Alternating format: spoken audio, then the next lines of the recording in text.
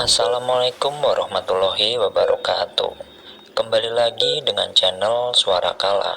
Sebelum masuk ke ceritanya, tekan dulu tombol like, juga subscribe channel ini. Dan nyalakan juga lonceng notifikasinya, agar tidak ketinggalan cerita-cerita lainnya. Dan yang mau langsung membaca kisah ini, bisa masuk ke akun Twitter @netrasandikala. Tanpa berlama-lama, mari kita mulai ceritanya.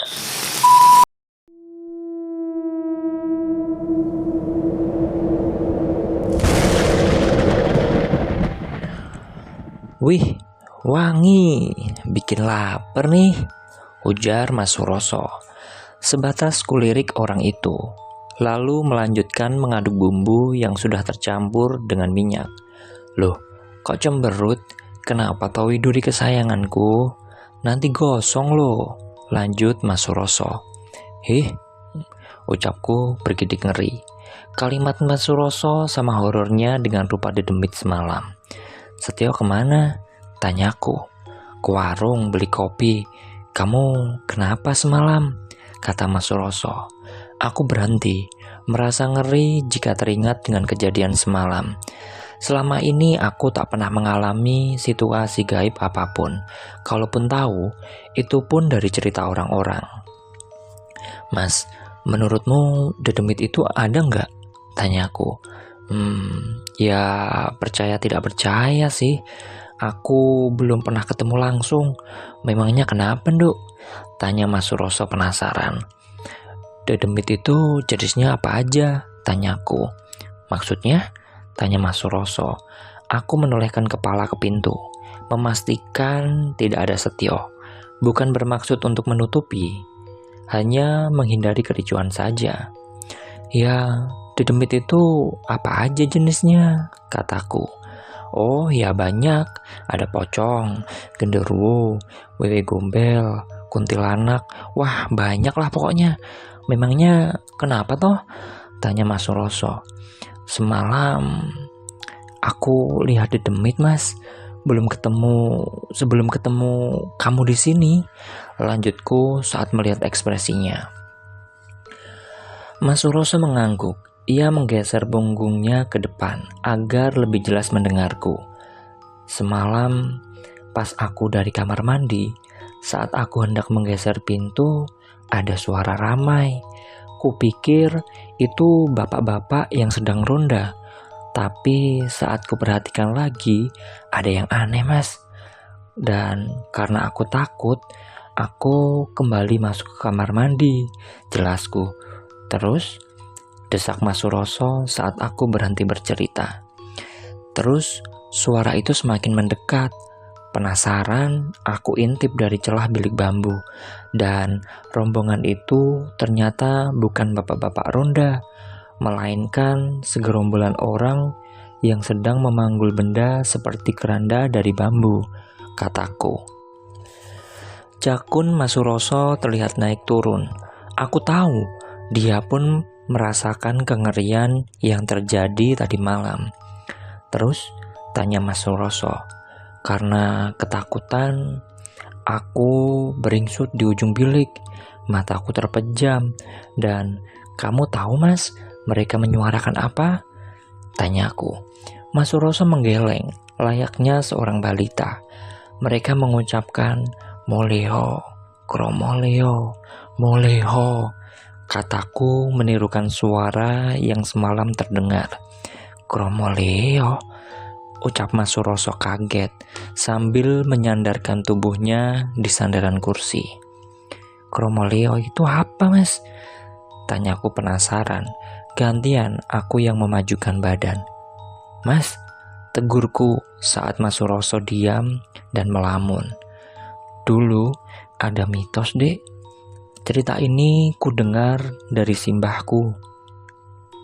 Dedemit yang kamu ceritakan tadi bukan sekedar dedemit biasa, ujar Mas Suroso sambil mengangkat tangannya yang gemetaran.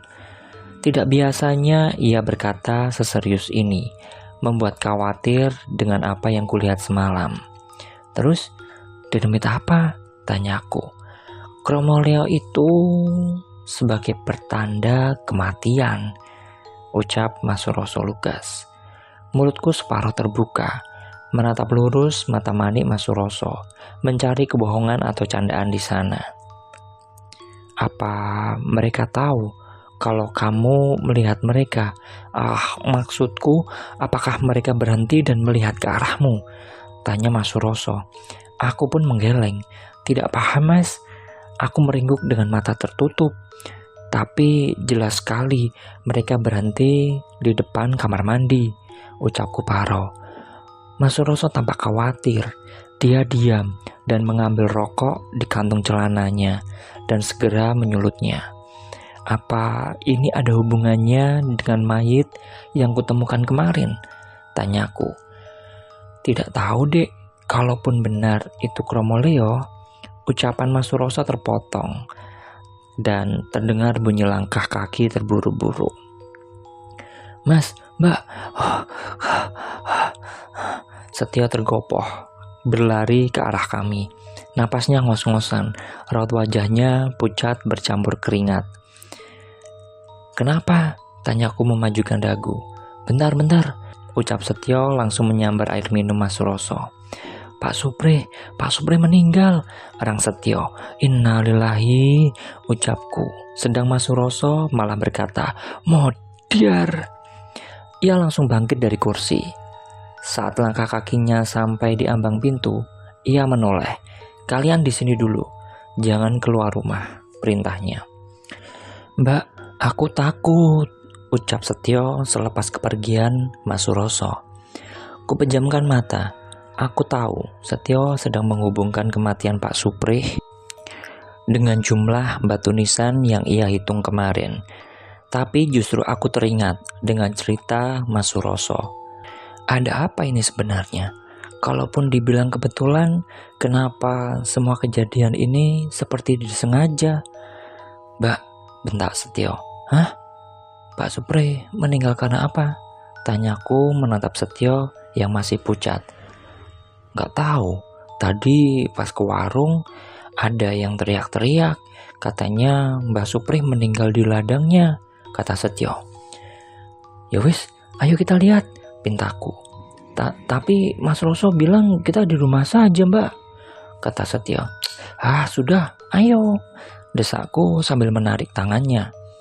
Segera kami berdua berjalan ke arah rumah Pak Supri. Di sana sudah banyak warga yang berkumpul. Sebagian sedang memasang tenda. Adapun ibu-ibu yang mulai menyiapkan makanan untuk para pelayat. Kepalaku celingukan, mencari keberadaan Mas Suroso. Namun tak aku temui batang hidungnya. Pak, Mas Suroso kemana ya? Tanyaku kepada salah seorang warga. Di ladang, masih ngurus jenazahnya di sana. Mau kemana kalian? Panggilnya saat aku bergerak ke arah ladang sambil menarik tangan Setio. Mbak, ngapain sih? Di sini sajalah, ucap Setio terus menyentak tanganku. Tak aku jawab. Aku sebetulnya juga malas pergi ke sana. Untuk apa coba? Aku tidak berminat untuk melihat tubuh yang sudah terbujur kaku. Tapi naluriku mengatakan kalau bakal ada sesuatu yang harus kupastikan. Aku tidak peduli dengan Mas Suroso. Mau dia melarang atau marah, aku tidak peduli sama sekali. Sesampainya di ladang, dari kejauhan kulihat ada kerumunan tak jauh dari ladang milik Pak Supri. Mbak, sudahlah, ayo mulai, ayo pulang, ajak Setio. Ya sudah, kalau kamu takut, tunggu di sini saja. Aku mau ke sana sebentar, kataku. Ya Allah, Mbak, tunggu, ucap Setio langsung mengikutiku. Aku tersenyum geli. Bocah itu kadang membuatku gemas, kadang pula membuatku seperti di neraka. Saat sudah hampir mencapai kerumunan, sengaja aku memperlambat langkah kakiku saat melihat Mas Suroso sedang berdebat seru dengan salah satu sesepuh desa. Ya ndak bisa, Pak Supri meninggal tidak wajar loh, mesti lapor polisi, ucap Mas Suroso. Ora, iki aib, wis lurus mati, ojo gawe masalah kowe Sur. Enggak, ini aib, Sudah 2 orang yang meninggal. Jangan membuat masalah kamu, Sur, kata Mbah Mangun. Mas Suroso tampak frustasi. Mukanya sudah merah padam menahan amarah. Wis, terserah kamulah, ucapnya lalu berbalik ke arah saung. Aku kembali melangkah pelan agar tidak menginjak tanaman. Setio di belakangku pun hanya diam tak bersuara. Hingga saat aku sudah mencapai kerumunan, aku mencoba mengintip ke arah saung. Namun, begitu aku melihat apa yang ada di sana, spontan mulutku mengeluarkan jeritan nyaring. Astagfirullah, ucapku langsung mendekap mulut. Kini kulihat tubuh Pak Supri sedang duduk di saung dengan mata melotot dan mulut setengah terbuka. Aku mundur perlahan, tak kuasa melihat lebih jauh. Loh, kalian ngapain di sini? Kata Mas Suroso berjalan ke arahku. Aku yang masih belum menemukan suaraku hanya bisa diam dan terus menatap ke depan. Tidak menyangka kalau orang yang kutemui kemarin sudah mati terbujur kaku. Wis, ayo pulang, ajak Mas Suroso menarik tanganku. Sebelum berbalik, sesaat aku melihat ke arah Mbah Mangun. Tatapannya begitu aneh. Entah ditujukan kepada siapa, aku tak pernah tahu. Mas, sakit, ucapku menyetak tangan Mas Suroso. Pulang sekarang, ucapnya dengan nada sedikit membentak. Sementara itu, seharian Mas Suroso tak tampak batang hidungnya. Baru selepas azan asar berkumandang, pintu rumah diketuk. Assalamualaikum, terdengar suara Mas Suroso. Waalaikumsalam, ucapku. Tampak raut wajah Mas Suroso begitu lelah. Kupersilahkan ia duduk dan kubuatkan secangkir kopi hitam pahit kesukaannya. Mas, ucapku. Sudah, kalian tidak perlu risau. Mungkin ini cuma kebetulan saja. Warga desa sudah sepakat untuk tidak melaporkan kematian mereka ke polisi, ucap Mas Suroso. Kenapa? Kalau itu pembunuhan, bagaimana? Mana ada orang gila yang gantung diri? Terlebih kemarin Pak Supri juga tampak sehat loh, cecarku. Aku pun berpikir seperti itu. Tapi sebagian warga beranggapan kalau ini adalah aib desa. Kamu tahu sendiri kan, mereka itu masih kuno, percaya dengan hal-hal mistis. Bahkan Mbah Slamet bilang kalau musibah ini karena hajatan kemarin, ucap Mas Suroso. Ia memalingkan wajahnya ke arah Setio yang diam memperhatikan kami. Maksudnya, kataku. Loh, Setio, kamu ndak bilang sama mbakmu toh? Tanya Mas Suroso bingung. Setio pun menggeleng dengan kepala tertunduk. Ada apa sih ini? Tanyaku. Mbak, aku gagap Setio. Namun Mas Suroso memintanya untuk diam. Ritual yang dilakukan Setio waktu pentas itu sebetulnya untuk memanggil arwah leluhur desa ini. Jelas Mas Suroso. Se. Maksudnya? Tanyaku. Sebenarnya sudah puluhan tahun ritual ini tidak dilakukan karena memang tidak ada yang sanggup untuk dirasuki arwah leluhur. Terakhir yang kudengar, orang-orang yang dijadikan sebagai media menjadi gila. Sebentar, kata Mas Suroso saat aku hendak memotongnya.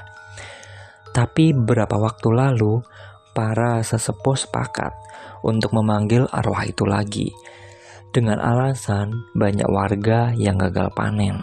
Lanjut Mas Suroso. Mas Suroso menghentikan ceritanya. Ia sibuk meracik rokok tembakau miliknya. Mas, desakku. Hanya satu orang yang menentang, Mbah Slamet. Dia mengatakan kalau hal seperti itu adalah musyrik. Aku sepakat. Tetapi karena kami kalah suara, akhirnya semua dipersiapkan. Mulai dari waktu, tempat, dan prosesnya. Dan salah satu syarat yang paling berat adalah mencari mediatornya, terang Mas Suroso. Mediator apa? Tanyaku memalingkan wajah ke arah Mas Suroso dan Setio. Aku masih belum menangkap apa kaitannya semua ini dengan kematian 2 orang itu. wadah agar arwah leluhur atau roh leluhur bisa berinteraksi dengan para sesepuh desa. Seperti yang ku bilang, banyak mediator yang menjadi gila setelah melakukan ritual itu.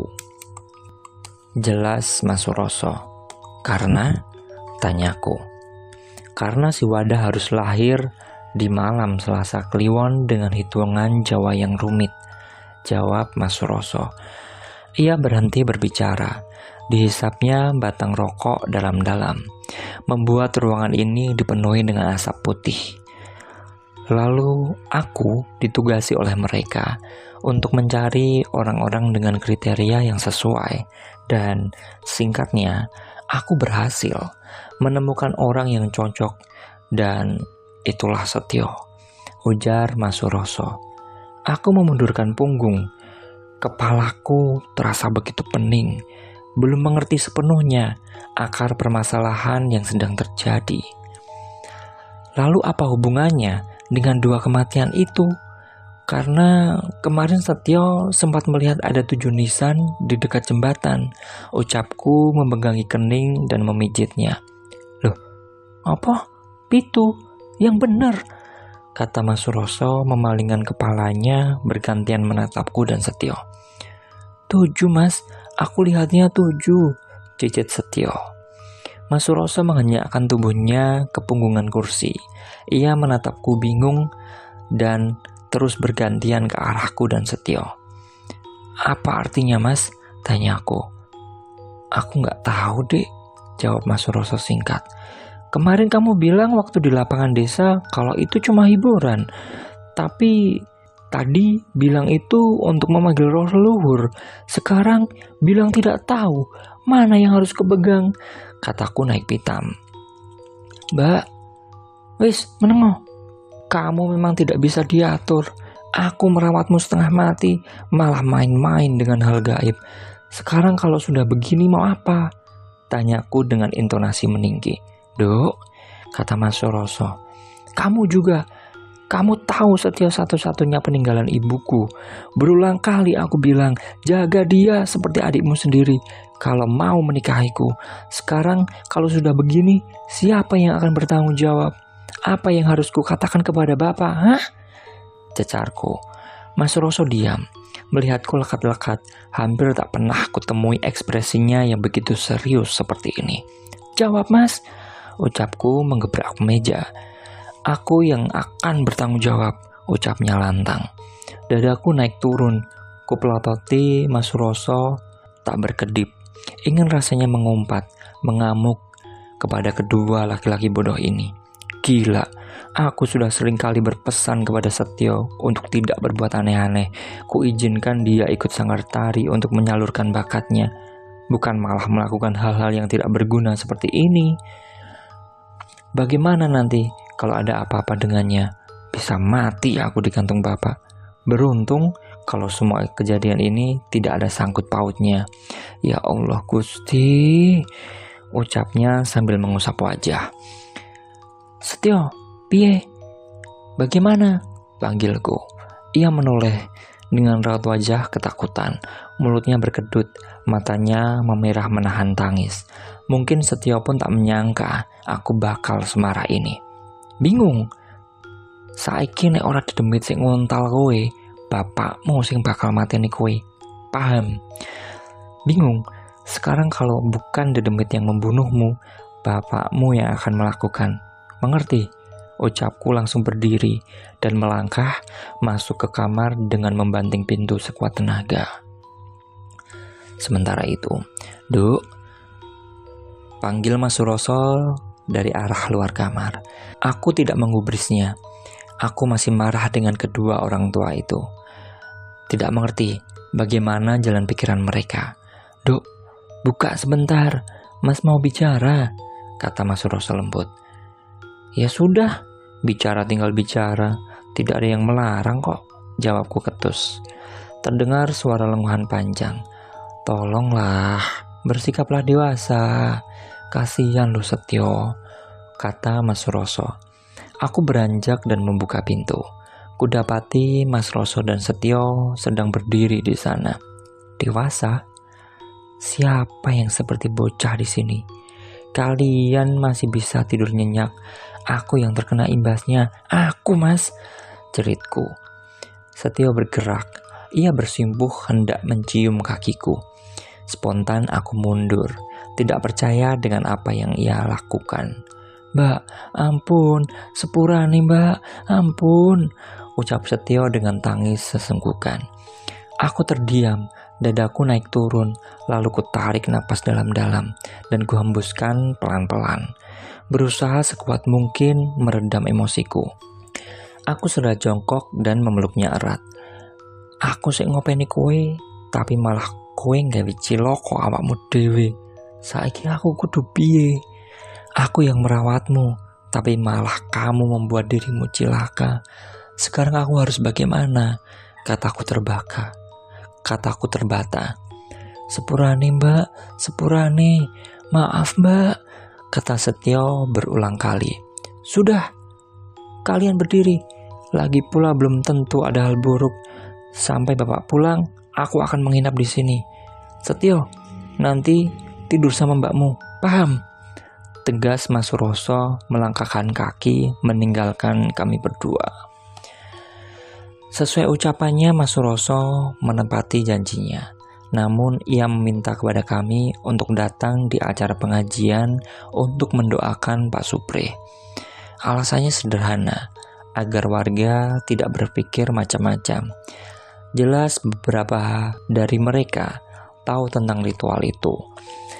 Selepas maghrib kami berjalan beriringan, melewati jalan becek berlumpur menuju rumah Pak Supri.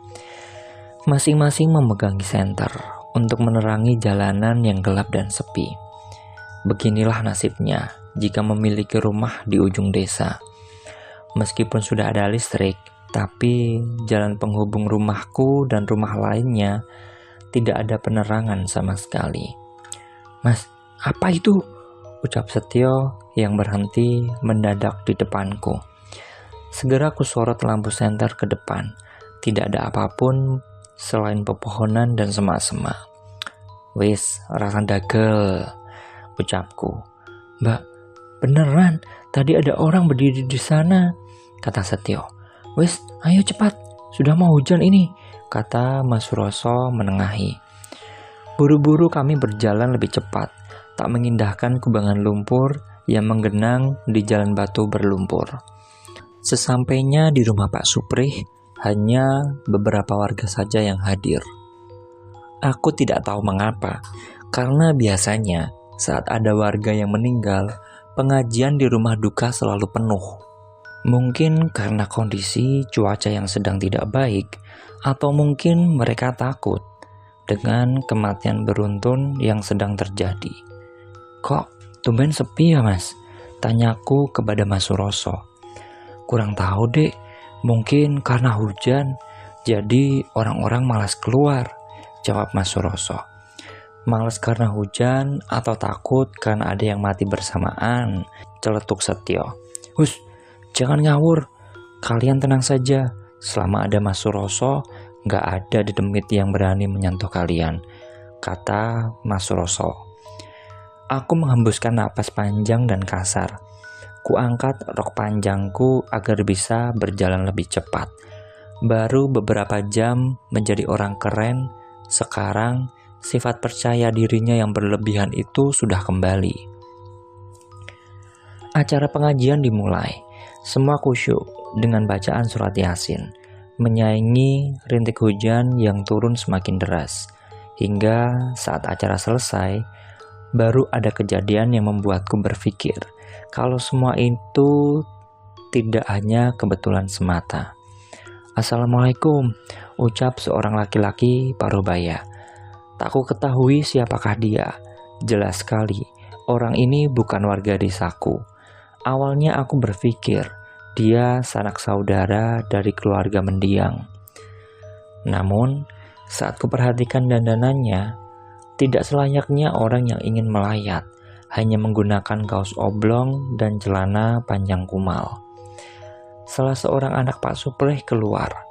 Beberapa saat kemudian terdengar suara orang yang sedang mengamuk. Buru-buru kami semua keluar rumah untuk melihat apa yang sebenarnya terjadi.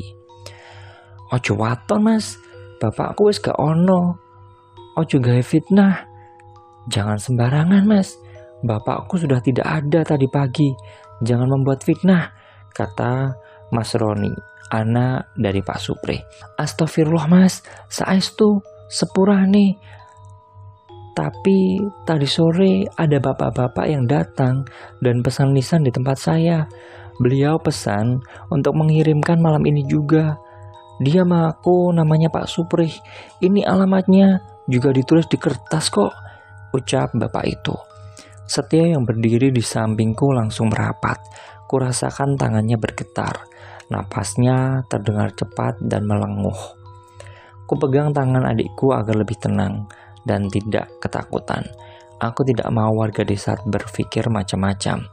Bisa-bisa Setio dituduh menjadi dalang dari semua ini. Jangan ngawur kamu mas, kata Mas Roni sudah naik pitam. Beberapa orang langsung maju, termasuk Mas Suroso untuk melerai dan menenangkan laki-laki itu. Kamu jangan ngawur, kata Mas Suroso. Ia menahan tangan Mas Roni agar tidak memukul orang di depannya. Lihat mas, tidak mungkin bapak pesan nisan. Orang ini mau membuat fitnah untuk keluargaku, kilah Mas Roni. Fitnah apa toh mas? Kalau orang meninggal ya pesan nisan kan wajar toh, kata bapak itu naik pitam. Tangannya terus menunjuk batu nisan yang tergeletak di tanah tidak jauh dari tempatnya berdiri. Aku sedikit mencondongkan tubuh ke depan. Kuperhatikan bentuk nisan tersebut. Iya, benar. Itu nisan yang mirip sekali dengan yang kutemui di jembatan tempo hari. Masalahnya bapak sudah meninggal tadi pagi. Mayitnya sudah dikubur. Tidak mungkin datang ke tempatmu toh, teriak Mas Roni kencang. Sudah cukup. Roni, masuk rumah. Biar aku yang mengurus semua ini. Jangan bikin kisruh, kata Pak Kades menengahi.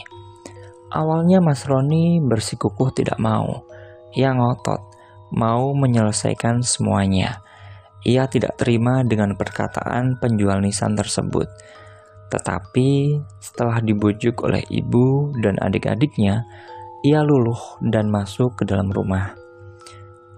Duk, Setio, yuk kita pulang, pinta Mas Suroso. Aku dan Setio menurut. Segera kami pamitan ke keluarga mendiang dan melangkah kembali ke rumah.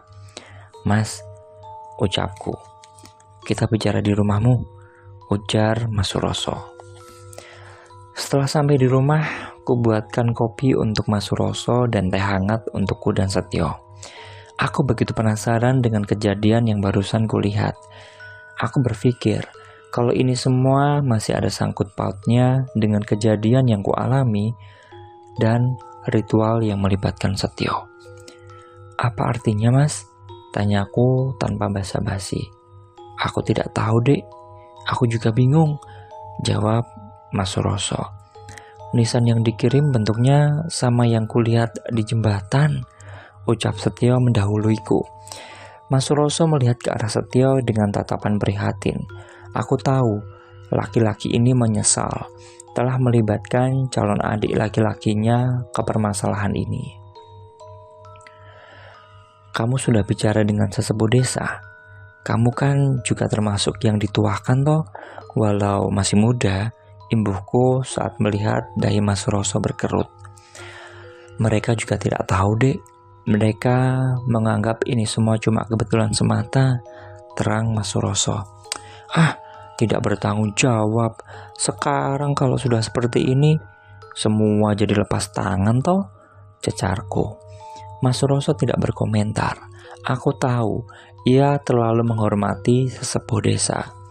Karena dia sendiri juga keturunan dari orang yang dituakan di sini. Ya sudah, tidak perlu diributkan lagi. Yang terpenting kalian masih sehat toh. Terlebih untuk Setio. Dan mendingan sekarang tidur, sudah malam, ucapnya sambil berdiri dan keluar rumah.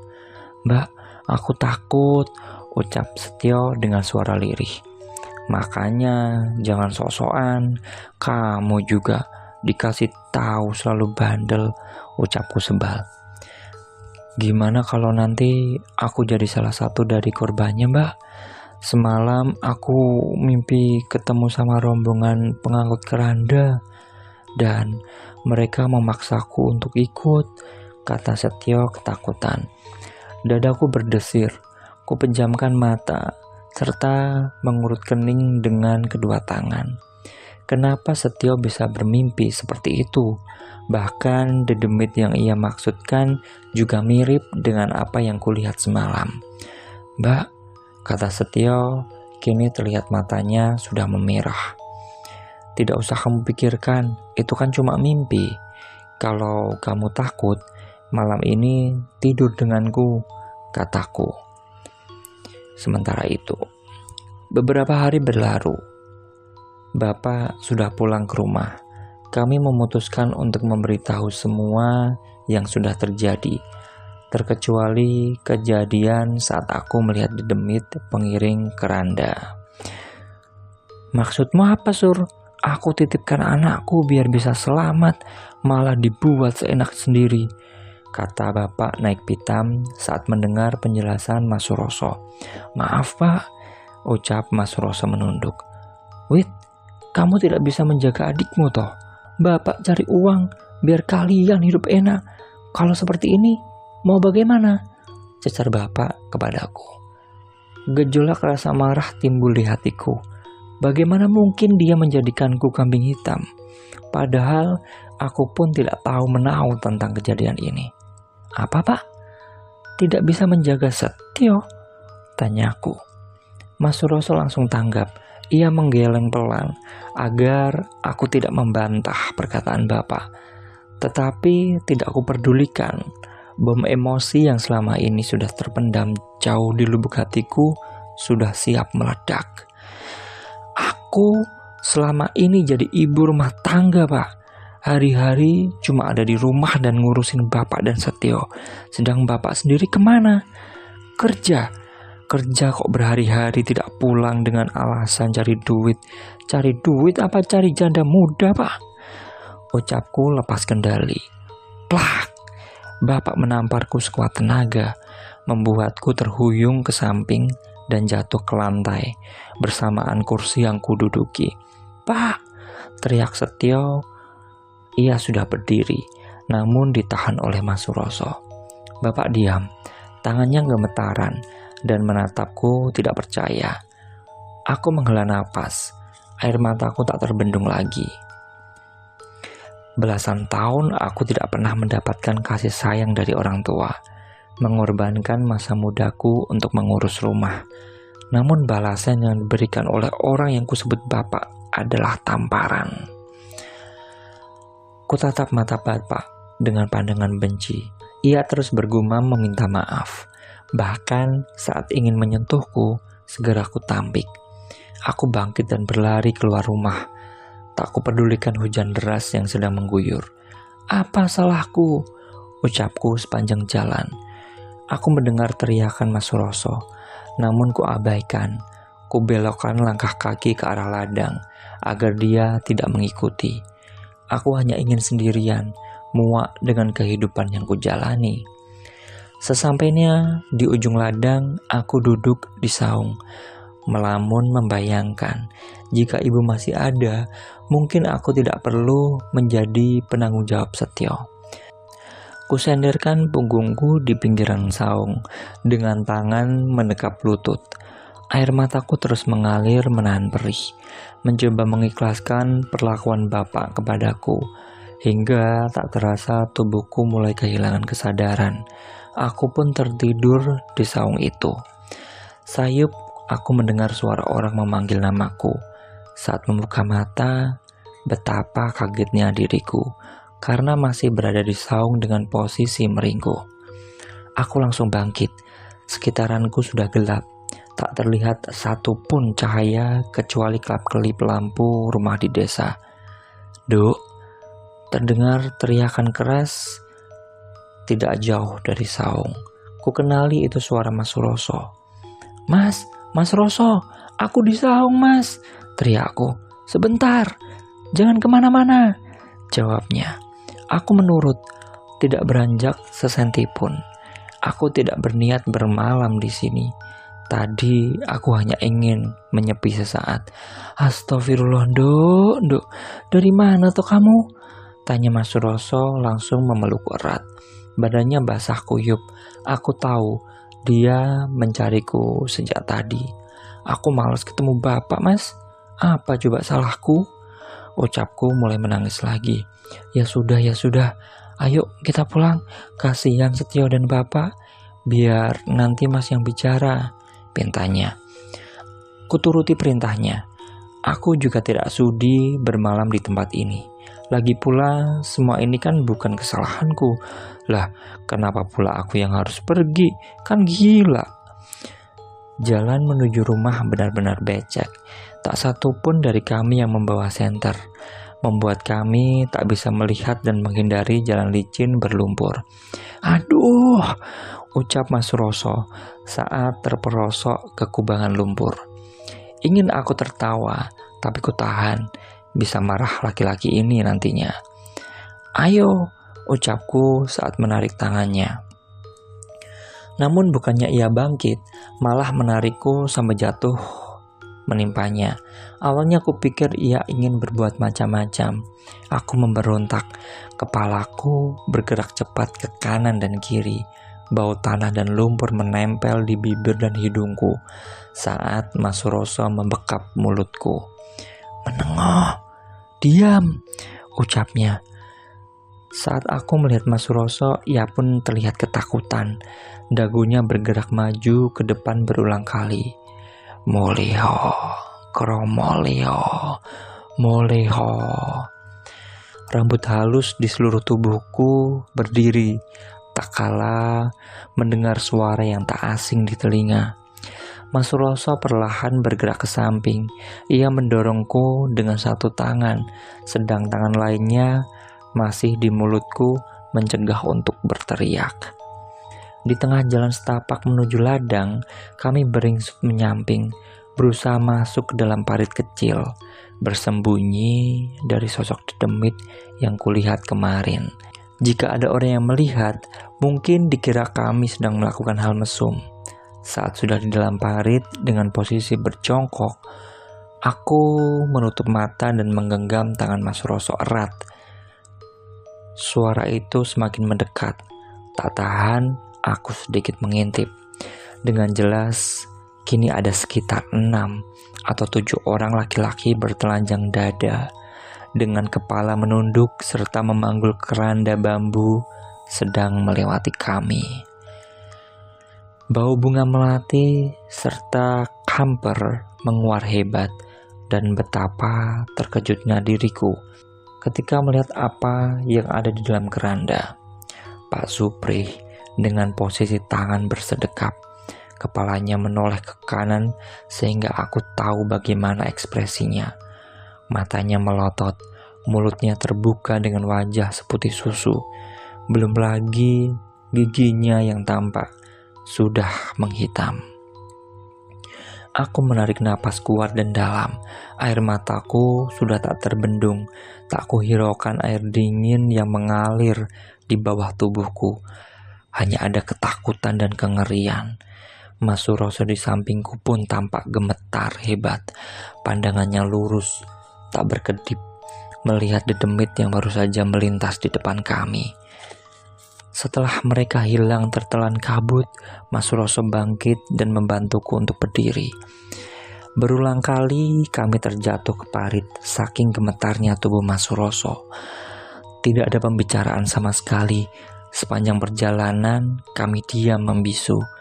Hingga saat di persimpangan jalan menuju rumahku, aku mendapati Setio dan Bapak. Tampak raut wajah mereka begitu panik saat melihat kondisi kami yang berantakan. Kini kami sudah berkumpul di dapur rumah Bapak. Tubuhku meringkuk berbalut selimut di depan tungku api yang berkobar. "Asu," ucap Bapak kasar. Aku tahu Mas Suroso sedang menceritakan apa yang barusan kami alami. Aku masih tak sanggup jika harus mendongeng. Sudah tidak benar ini. Sudah, aku pergi ke Kades. Ucapnya sudah hampir beranjak. Ampun Pak, nginjing mawon. Jangan Pak, besok saja. Cegah Mas Suroso. Lah, kenapa? Tantang Bapak. Bahaya toh Pak.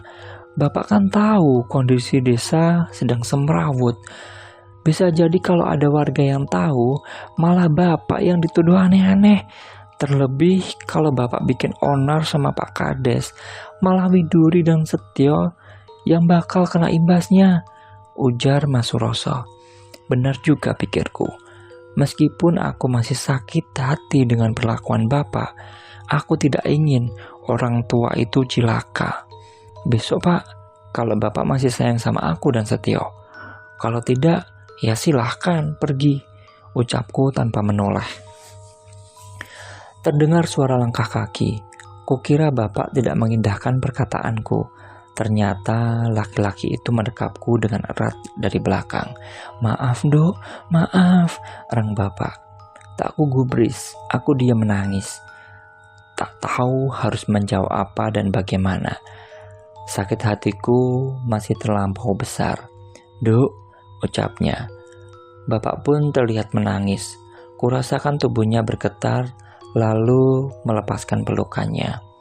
Ya sudah Pak, jangan diulangi lagi, kataku akhirnya.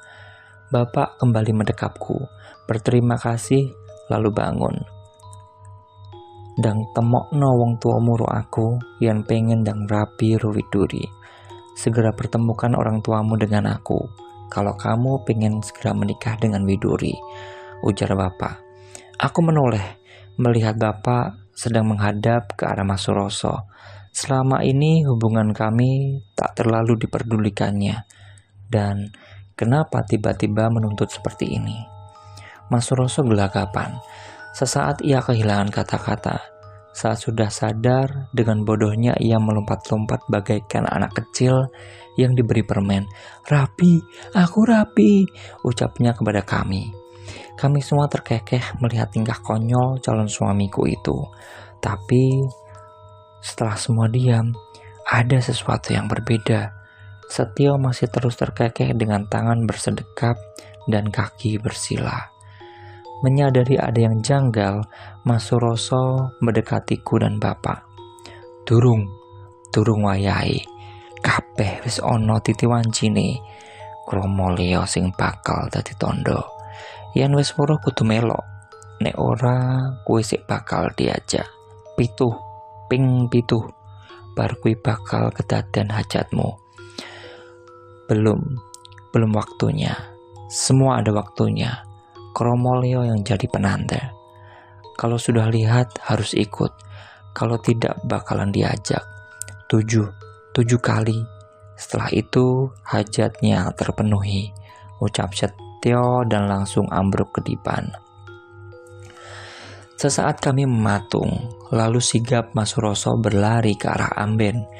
Ia berusaha membangunkan Setio. Bangun, Setio, bangun, kata Mas Suroso menggoyangkan tubuh Setio dengan kedua tangannya. Tak kalah panik kulempar selimut dan bergabung dengan mereka. Setio tampak tertidur. Aku yakin dia sedang tidak mengerjai kami, apalagi kepada Bapak. Apa sih? Ngantuk loh, erang Setio. Aku dan Mas Suroso saling pandang, tak mengerti. Sedang Bapak mengumpat memalingkan kepala. Asu, ucapnya. Setio, panggilku. Apa sih Mbak? Aku ngantuk, jawabnya. Aku mengerang lega. Tak kusangka Setio bisa kesurupan seperti itu. Sejak kapan dia begitu? Kalau benar, dia sudah tertidur semenjak aku selesai mandi. Berarti selama itu pula dia kesurupan. Sementara itu, paginya setelah Setio berangkat ke sekolah, kami datang ke rumah Pak Kades. Sengaja tak melibatkan Setio. Kami sepakat tidak mau otak kecilnya terganggu. Sekarang bagaimana tanggung jawabmu? Anak-anakku bisa cilaka kalau seperti ini, tegas Bapak. Ia terkenal di desaku sebagai laki-laki keras tanpa rasa takut. Walau ia tak memberi kasih sayang kepada kami, akan tetapi urusan keselamatan anak-anaknya adalah nomor satu. Sebentar, cerita pelan-pelan, kata Pak Kades. Lah, dari tadi aku bicara kamu tidak paham toh, tugas Bapak. Kamu cerita dari tadi sambil marah-marah, tidak paham aku apa yang kamu bicarakan, jawab Pak Kades tenang. Wis, cangkeman, kata Bapak naik pitam. Mas Suroso menengahi. Ia segera menceritakan semua kejadian yang kami lalui semalam. Tampak Pak Kades diam berpikir. Raut wajahnya begitu tenang. Tangannya pun beberapa kali memijat pelipisnya. Mungkin dia tak menyangka bakal ada kejadian seperti ini. Kok iso yo? Kudune ritual kui gawe berkah toh? Kok bisa ya? Seharusnya ritual itu kan menjadikan berkah, ujarnya. Lah ya mbuh, kok malah takon? Lah, ia tidak tahu, kok malah tanya? Tugas Bapak geram. Sudah, sekarang kita pergi ke sesepuh desa yuk, ajak Pak Kades. Bapak dan Mas Suroso dengan tegas tidak mau. Mereka memilih untuk menemui Mbah Slamet. Namun, Pak Kades memaksa jika hanya Mbah Mangun yang tahu solusinya. Akhirnya dengan terpaksa kami mengikuti saran dari Pak Kades. Rumah Mbah Mangun berada di ujung desa, berlainan sisi dengan rumahku. Kami berempat berjalan dalam diam, berkecamuk dengan pikiran masing-masing. Saat sampai di sana, kulihat laki-laki itu sedang duduk di amben teras rumahnya. Seorang laki-laki berumur senja dengan baju kumal serta kupluk berwarna putih untuk menutupi rambut berubahnya. Assalamualaikum, ucap Pak Kades. Waalaikumsalam. Loh, ada apa ini rame-rame? Jawabnya. Tanpa basa-basi Pak Kades dibantu Bapak dan Mas Suroso menjelaskan apa yang terjadi.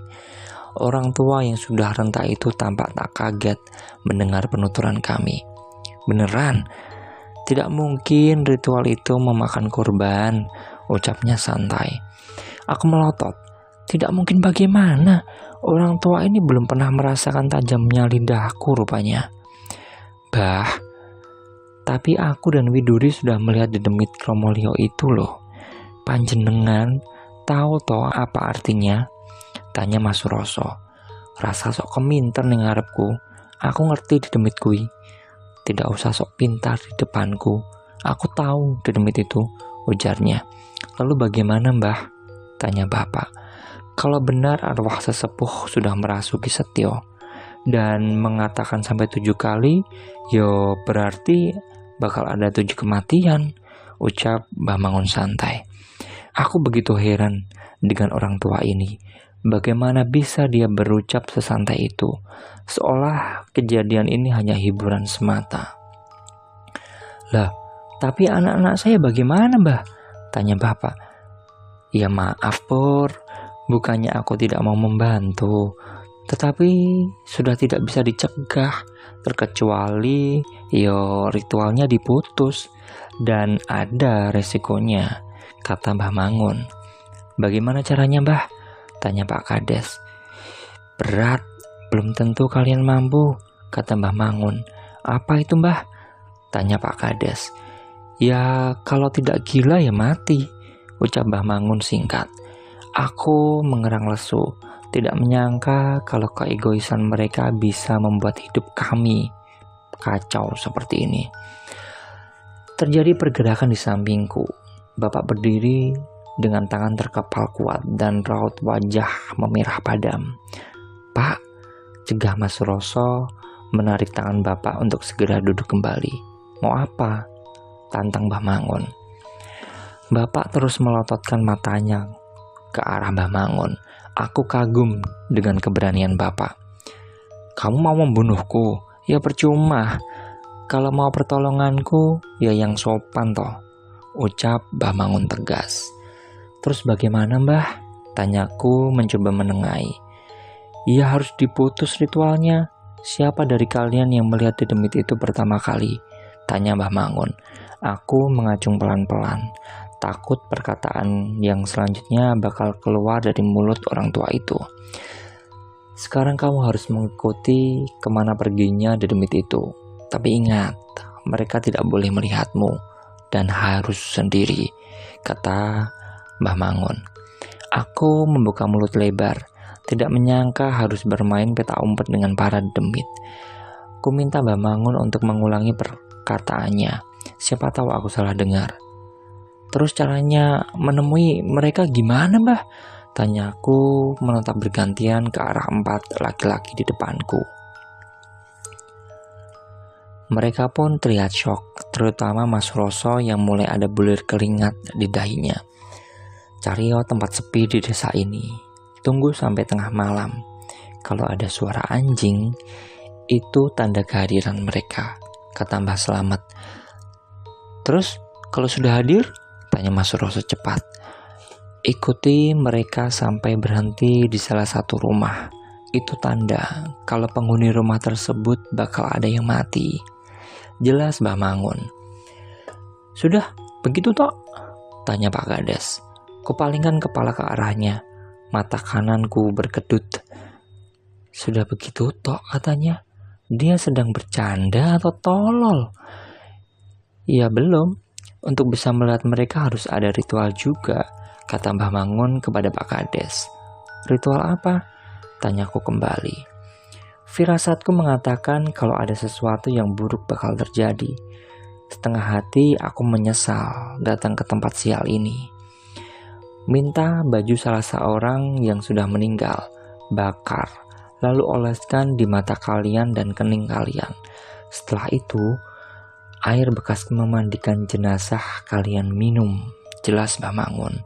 Aku melongo, mulutku terbuka lebar. Mungkin kalau ada kelelawar di sekitarku, mengira kalau ada lubang gua baru untuk mereka tempati. Tidak ada cara lainnya, Mbah? Tanya Mas Roso pada akhirnya. Yora, kata Mbah Mangun datar. Aku menelan ludah, jengkel sekali dengan ucapan Mbah Mangun.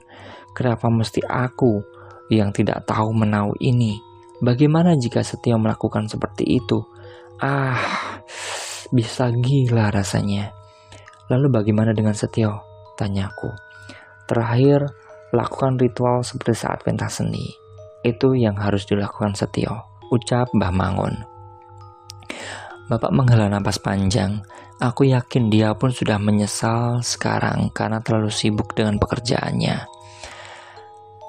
Kalau kami melakukan ritual ini, apa bisa menjamin keselamatan anak-anakku? Kata Bapak tegas. Mbah Mangun diam, menatap Bapak seolah sedang menilainya. Akan kubantu dengan syarat tidak boleh ada yang membantah semua perintahku, ucap Mbah Mangun. Baik, kalau tidak berhasil, kupastikan hidupmu tak bakal lama lagi, ucap Bapak langsung berdiri dan berlalu pergi. Oke, teman-teman, sekian kisah kali ini. Bagaimana menurut kalian? Silahkan komen di kolom komentar.